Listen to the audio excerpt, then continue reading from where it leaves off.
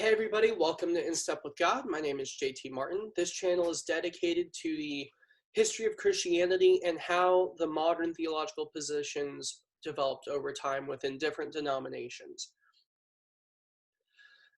If you're new to the channel, please hit the subscribe button and hit the notification bell so you know when new videos get dropped. Today we're going to be looking at what the biggest political and cultural changes that happened during Jesus's early years and his early adolescence. So with that being said, let's go ahead and take a look at the political side. One of the biggest things is we have a transition of power after the death of Herod from him to one of his sons named Archelaus.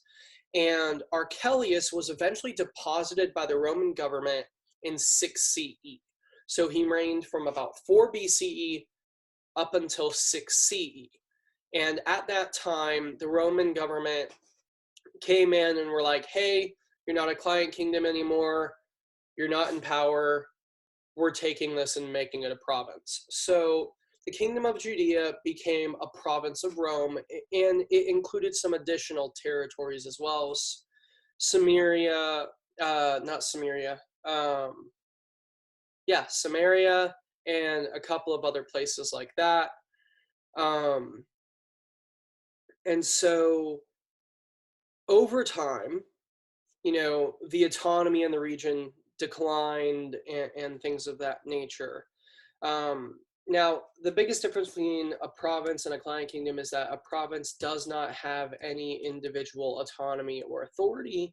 A client kingdom still does. And so for more information on Herod the Great and some of that stuff, take a look at my previous video on the political and cultural world of Jesus' birth. So with the political events, taken care of, let's look at the culture. What culture changes happen during Jesus's youth? And one of the biggest things that occurs is we have this transition of rabbinic authority and religious authority from Hillel the Elder to one of his students, Shammai. Now, the two had differing philosophies on interpretation. Hillel was much gentler and more generous in how he interpreted the spirit of the law. And Shammai was a lot harsher, a lot stricter. And so Shammai gained influence in the Pharisees and among other religious leaders after Hillel's death. He had started gaining more respect and more authority amongst his peers a little bit before Hillel's death, but definitely after his death, his authority saw a true increase. And ultimately, that authority was broken when a rebellion against Rome was crushed.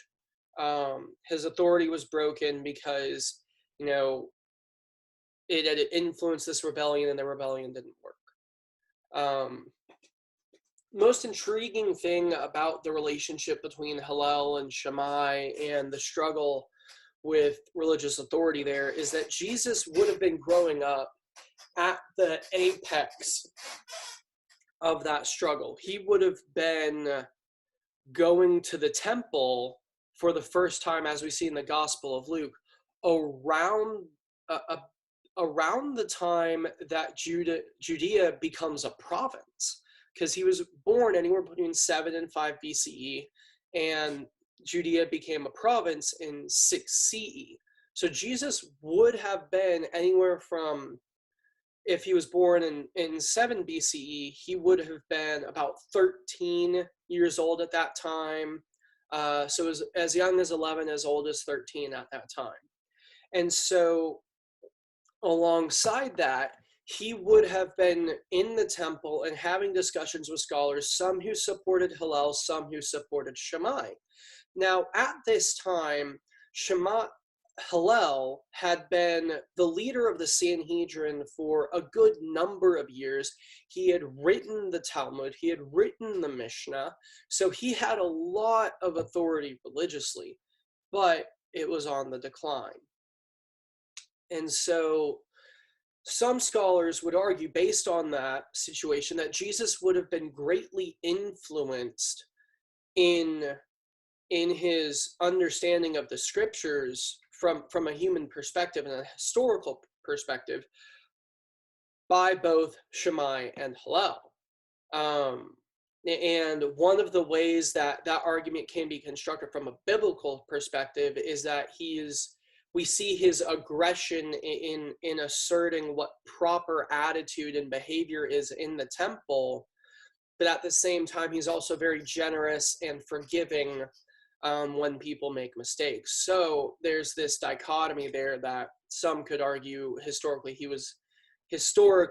was impacted by both of these people.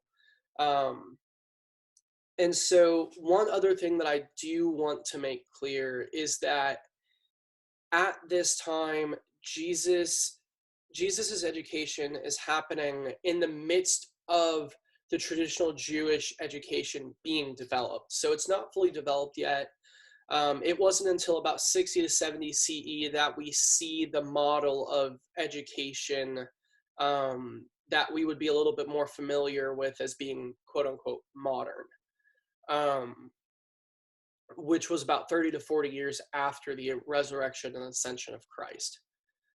With that being said, I must also indicate that historically there were signs of general education for Jewish population regarding the scriptures and law of God, so that they might live a life that was holy and righteous according to the scriptures and examples they had been given in the Tanakh. Um, Again, this video is just looking at, what Jesus's education would have looked like in some ways and political and cultural events during his youth. Um, with that being said, God bless. I hope you have a great day. Please consider supporting me on Patreon. It allows me to pay for my own domain for my blog, and it allows me to invest money in getting better lighting equipment and better recording equipment so I can give higher quality content to you guys. The links for the information I'm talking about and my Patreon and my blog will be below in the description. Again, thank you and have a good day.